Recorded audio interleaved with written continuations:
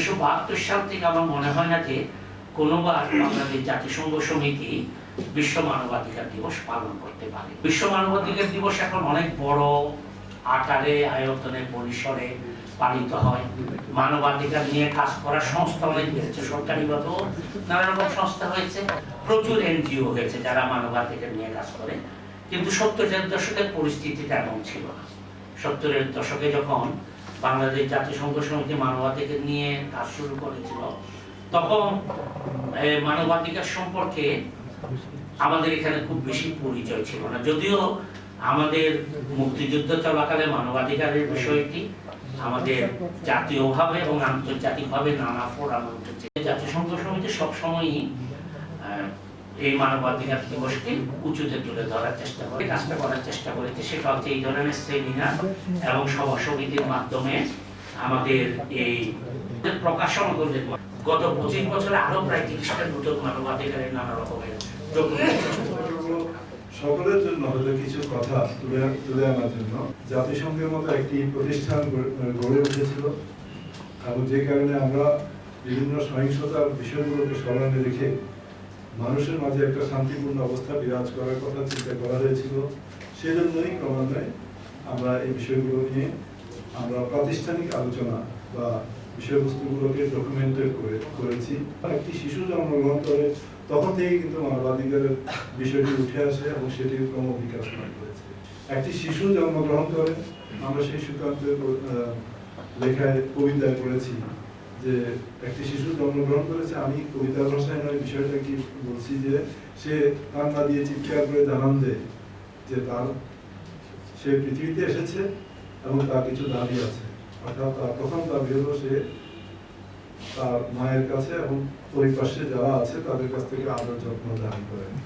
এই দাবি থেকেই অধিকারের বিষয়টি কমে এসছে আমাদের সমাজে, এবং সেই সমাজে অধিকারের বিষয়টি ক্রমে বিকশিত হয়ে আমরা দেখতে পাই যে আমাদের জীবনে আমরা ক্রমে ক্রমে বিভিন্ন রকমের অধিকারের দিকে আমরা এগিয়ে যাই। শিক্ষার অধিকার, খাদ্যের অধিকার, আমাদের বাসস্থানের অধিকার, আমাদের বস্ত্রের অধিকার, এই ইত্যাদি বিভিন্ন রকম অধিকারের দিকে আমরা এগিয়ে যাই। এগুলো সবই অধিকারের স্বীকৃতি ক্রমে পেয়েছে। অর্থাৎ এগুলো আইনানুগতাতে এসছে, এগুলো সংবিধানে এসছে, কিন্তু সংবিধানের কারণে কিন্তু এগুলো হয়নি, এগুলোর কারণে কিন্তু সংবিধান অথবা আইন প্রণীত হয়েছে। সুতরাং এই অধিকারগুলোই কিন্তু আমাদের মানুষের জীবনে সবচেয়ে বড় গুরুত্বপূর্ণ কতগুলো বিষয়। এই জন্য আমরা বলি যে এটা চিরন্তন, এটা শাশ্বত। এই শাশ্বত অধিকারগুলোকে আমাদেরকে চর্চা করার দরকার হয়, আমাদেরকে এইগুলো নিয়ে কথা বলতে হয়। জাতিপিতা যিনি উপলব্ধি করে সংগ্রামে দাঁড়িয়ে গেলেন, এবং সেই সংগ্রামের ফলশ্রুতি আমাদের বর্তমান স্বাধীন বাংলাদেশ। এবং সেজন্য আমি বলবো যে আমাকে অনেকেই জিজ্ঞেস করেন যে বলুন তো বাংলাদেশে মানবাধিকারের অবস্থা কি এবং বাংলাদেশে মানবাধিকার কি হয়েছে, কেমন পেলাম। তা আমি বলি যে আমরা সবচেয়ে বড় পেয়েছি আমাদের এই স্বাধীনতা মানবাধিকারের আন্দোলনের প্রেক্ষিতে আমরা অর্জন করেছি, এবং সেটা আমাদের সবাই মিলে এক হয়ে একজনকে নেতৃত্বে নিয়ে, যিনি প্রকৃতপক্ষেই নেতৃত্ব দিতে পারতেন, তার মাধ্যমে সংগ্রাম করে এই দেশ স্বাধীন হয়েছে। এবং এই দেশের মানুষ অনেক মূল্য দিয়ে এই স্বাধীনতা পেয়েছে, যেগুলো সামাজিক, সাংস্কৃতিক, ধর্মীয় এই স্রোতে, এই দার্শনিক স্রোতে ক্রমান্বয়ে মানবাধিকারের বিষয়গুলো বিকশিত হয়েছে। আমরা দেখেছি যে আমাদের দেশ বিভিন্ন রকমের চড়াই উতরাই পার হয়েছে। বিশেষত রাজনৈতিক পরিমণ্ডলের কথা বললে অনেক কথা হয়তো সেখানে এসে যাবে, আমি হয়তো সেটিতে যেতে চাই না। আমি শুধু বলতে চাই যে যেমন ধরুন জাতিসংঘের দুটা গুরুত্বপূর্ণ কমিউনিট রয়েছে, ICCPR and ICESCR. ICESCR, International Covenant on Cultural, Economic, Cultural and Social Rights. এই যে এগুলো আরেক ধরনের রাইটস, যেগুলো আমাদের অন্ন, বস্ত্র, বাসস্থান, শিক্ষা, চিকিৎসা এগুলোর কথা বলে থাকি। রাইটের ব্যাপার নিয়ে কিন্তু আমরা সবচেয়ে বেশি কথা বলে থাকি এই দুটো কোভেনেন্ট দিয়ে বা চুক্তি দিয়ে। এই চুক্তি দিয়ে যদি কথা বলি তখন সেখানে দেখা যায় যে আমাদের যে ভোটের অধিকার বা ভোট প্রাপ্তির অধিকার বা দেশের গণতান্ত্রিক একটা অবস্থানে নিজের অবস্থান সুস্পষ্ট করে রাষ্ট্র পরিচালনার অধিকার, সেই অধিকারটি প্রয়োগ করতে গেলে সেই ভোটের অধিকারটি আমাদেরকে চিন্তা করতে হয়, যেই প্রক্রিয়া বর্তমানে আমাদের দেশে আমরা রয়েছি। মানুষকে যিনি এই দেশে পরিচালনা করবেন, যিনি ওই অধিকারগুলোকে বাস্তবায়ন করতে পারবেন, যিনি সেই ধরনের সমৃদ্ধি আনতে পারবেন তাকে গণতান্ত্রিকভাবে নির্বাচন করতে হবে।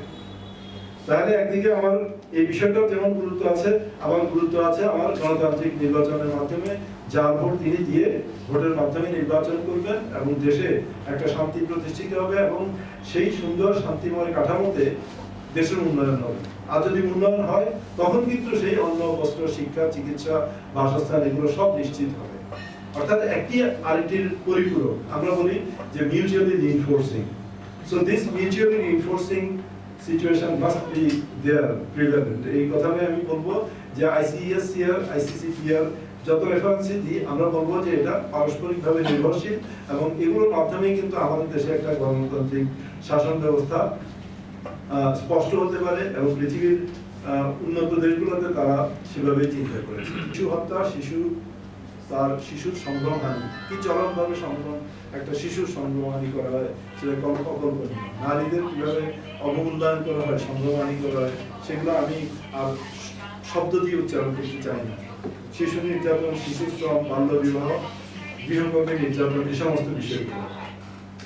এবং এই সমস্ত ক্ষেত্রে আমি বলবো যে আমরা আমাদের মূলে গিয়ে এই বিষয়গুলোকে চিন্তা করার প্রয়োজন রয়েছে, তার মাধ্যমে কিন্তু আমরা দূরীভূত করতে পারবো। কিন্তু বিচার বহির্ভূত হত্যাকাণ্ড, পুলিশের বিরুদ্ধে অভিযোগ, মিথ্যা মামলার অভিযোগ, অপহরণ, সাংবাদিক নির্যাতন, সংখ্যালঘু নির্যাতন, ক্ষুদ্র নৃতাত্ত্বিক গোষ্ঠীদের উপরে অত্যাচার, অনাচার, আর ধরুন স্বাধীনভাবে চলাচলে বাধা, মত প্রকাশে বাধা, বিনা বিচারে আটক রাখা, সাজার মেয়াদ শেষ না হলে মুক্তি না দেওয়া। তারপরে আরো অনেকগুলো রয়েছে, আমি তালিকায় সেগুলো আনছি না। অনেকগুলো অভিযোগ আমরা পেয়ে থাকি জমি জমা এবং সম্পত্তি সংক্রান্ত পারস্পরিক বিরোধ এবং সেক্ষেত্রে অনেক ক্ষেত্রে হত্যাকাণ্ড ঘটে থাকে এই ধরনের অবস্থাগুলো।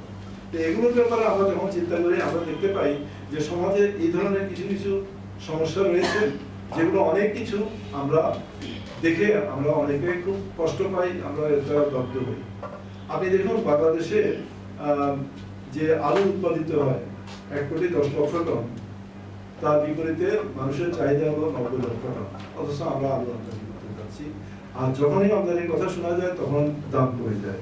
পেঁয়াজের মূল্য আপনার আমাদের চাহিদা, আমাদের উৎপাদন তুলনায় আমাদের চাহিদা কিছুটা কম, তারপরেও আমাদেরকে আমদানি করতে হয় এবং আমদানির কথা শুনলেই কিন্তু তখন আবার দাম কমে যায়। এই যে বাজার ভিত্তিক একটা অস্থিরতা এবং সিন্ডিকেট বাজি, এই যে এর কারসাজি, এগুলোর জন্য দায়ী কারা? এগুলোর জন্য যারা দায়ী তাদেরকে অবশ্যই কঠোর হস্তে দমন করা প্রয়োজন এবং সেই দমন করাটাই হলো এই কারণে যে এর অভিঘাত আমাদের সাধারণ মানুষের উপর পড়ছে। সেই মানুষগুলো যারা সুনির্দিষ্ট আয়ের উপর নির্ভর করে থাকে তাদের আয় কিন্তু বাড়েনি। ইউক্রেন যুদ্ধ বা অনেক অনেক কথা যেগুলো আমরা বলি তা সত্ত্বেও কিন্তু বাজার কারসাজিকে তো অস্বীকার করা যাবে না। সুতরাং যারা দায়িত্বে আছে তাদেরকে এই মানবাধিকারের লঙ্ঘন থেকে আমাদের মানুষকে মুক্ত করতে হবে। সেই রয়েছে বঞ্চনার বিষয়টি রয়েছে, এর জন্য দায়ী রাষ্ট্রের কাঠামো রয়েছে, রাষ্ট্রের বিভিন্ন ক্ষেত্রে প্রতিষ্ঠান রয়েছে, কর্তৃপক্ষ রয়েছে। সেই কর্তৃপক্ষ করা মানে হলো রাষ্ট্র তার দায়িত্ব সেটুকু পালন করেছে, কিন্তু এই যারা এই দায়িত্বগুলোতে রয়েছে তারা কিন্তু দায়িত্বহীন ভাবে চলবে না। তাদেরকে কথা বলতে হবে, তাদেরকে অবশ্যই সেসব ক্ষেত্রে সোচ্চার হয়ে গিয়ে এই যারা দুষ্কৃতকারী আমি বলবো তাদেরকে ধরে সাজার সম্মুখীন করতে হবে। এটি হলো আসলে মানবাধিকার লঙ্ঘনের ক্ষেত্রে পরিপূর্ণ একটি প্রতিকার প্রদানের একটি অবস্থা হতে পারে। আমি সেই কথাটি বিনীতভাবে আপনাদের সামনে বলতে চাই। আমি ব্যক্তির সম্পর্কে বলার চেয়ে আমি বলবো যে যারা যারা এই সমস্ত ক্ষেত্রে দায়ী রয়েছে তাদের বিরুদ্ধে রাষ্ট্রকে কঠোর হতে হবে। যারা আমাদের সম্পদকে ছিনিয়ে নিয়ে বিদেশে পাচার করছে, যারা আমাদের কষ্টার্জিত অর্থকে, আমাদের উপার্জনকে তারা নিয়ে গিয়ে তারা হুন্ডি করে বিদেশে পাচার করে নিজেরা বিভিন্নভাবে ভালোভাবে থাকার চেষ্টা করছে এবং এর অভিঘাত করছে আমাদের দেশের সাধারণ মানুষের উপর, তাদের মানবাধিকার লঙ্ঘিত হচ্ছে। এটি কখনোই মেনে নেওয়া যায় না। তো সুতরাং রাষ্ট্র যেমন এই ব্যাপারগুলো জানে, রাষ্ট্রকে এই লোকগুলোকে দমন করতে হবে, তাদের হাত থেকে এই দেশকে রক্ষা করতে হবে। তাহলেই আমাদের যে বিশাল উন্নয়ন যার জন্য আমরা গর্বিত, যেটি সারা বিশ্বের কাছে রোল মডেল, সেটি আমরা পরিপূর্ণভাবে উপলব্ধি করতে পারব। উন্নয়নের যথার্থ চেষ্টা করা হলেও কেউ কেউ কোনো ক্ষেত্রে ফাঁকি দিচ্ছে আমাদের সবাইকে, তাদেরকে ধরতে হবে। I understand that there are very important personality present here And I would like to express my gratitude to all of you for being present over here and giving me the chance to speak regarding human rights, and especially in relation to Human Rights Day, 10th December 2023. And this is the 75th anniversary of Human Rights Day, because it started in 1950, and after that we passed 75 years. As a matter of fact, it started in 1948 through Universal Declaration of Human Rights. So I will be telling some formal things to you. I hope I will be able to communicate those to you. Ladies and gentlemen, the Universal Declaration of Human Rights was adopted by the United Nations General Assembly on the 10th December 1948. In 1950, the United Nations declared this day as World Human Rights Day. Like other countries in the world, I would say there are 120 countries where there are Human Rights Commission. Especially all these countries are celebrating this. So, like other countries in the world, Human Rights Day has been observed on 10th December at the initiative of the National Human Rights Commission, Bangladesh, in our country. Human Rights Day is being celebrated in this year with the theme, Equality, Freedom, and Justice for All. Here, in fact, the freedom means, I would refer to one gentleman, that is Franklin Delano Roosevelt of America, the president. He said that the supremacy of human rights in the society means freedom. That's what he mentioned. On this great day, the National Human Rights Commission wishes and congratulates all the people of the world. 10 million people died in World War II. Germany's Nazi forces killed hundreds of thousands of people in cold blood. When the war ended in 1945, the victorious nations met to determine what to do to prevent such heinous massacre from happening again in the future. They formed the United Nations with the objective of ensuring human rights and peace. In 1948, the United Nations created the Universal Declaration of Human Rights, the first document of the Universal Declaration of Human Rights. Eleanor Roosevelt, who chaired the committee that created the document, said the declaration gives all men their rights. Here, about this document, I would like to tell you, ladies and gentlemen, that this one document, UDHR, Universal Declaration of Human Rights, has so far been translated in about 500 languages. That is the record in the whole world. No other document has been translated so many times in so many languages. So, so that is Universal Declaration of Human Rights. It has 30 clauses, and all of them tell about human rights, telling about everything in our life that embraces. The United Nations also took other steps, one of which was to develop international laws aimed at protecting human rights, which took almost 20 years to complete. International laws are recognized by many countries, and therefore these laws apply not only to one country, but to all countries that recognize them. Nations belonging to the United Nations extended their rights to the rest of the world. As a result, rights today are included in the fundamental laws of nations. The core tenet of the Universal Human Rights declared by United Nations in 1948 is the birthright of every human being to live in dignity. As a human being, everyone deserves this right, which no one can take away.